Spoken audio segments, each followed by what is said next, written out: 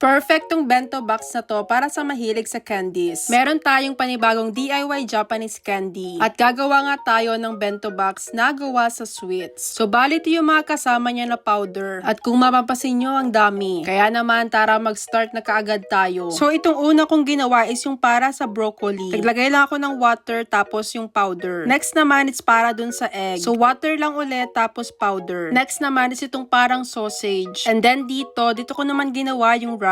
Diba? Para talagang totoong kanin. Hinati ko lang sa dalawa kasi dalawa yung paggagamitan natin. And then yung isa, kinunan ko siya ng dalawang bilog para sa ears. Yung isa naman is parang pa-triangle. And para sa design naman, naglagay ako dito ng black na powder para ilalagay na lang natin sila. Diba? Hindi ka na mahihirapan mag-design. Next na gagawin naman natin is itong chicken. So nag-add lang ulit ako ng powder tapos tubig. Binilog ko lang din tapos naglagay ulit ako dito ng water. And gagawin naman natin dito yung spaghetti. Nilagay ko lang din dito sa plastic para mas madali na yung paggagawa. Kailangan lang natin siyang ilagay ng paikot hanggang maging ganito na yung itsura. And then, nilagay ko na dito yung mga ginawa natin kanina. At kailangan lang natin silang pagsama-samahin dito sa bento box. Gumawa nga din pala ako dito ng egg rolls. Ito na yung sausage, tapos nandun na din yung broccoli. And finally, tapos na itong ating bento box. Diba? Super cute niya. And syempre, tinawag ko na si Charlie and Chino para matry na nila. Do, tingnan mo, nagpipilitan silang dalawa. Pero ending, ako yung kumain.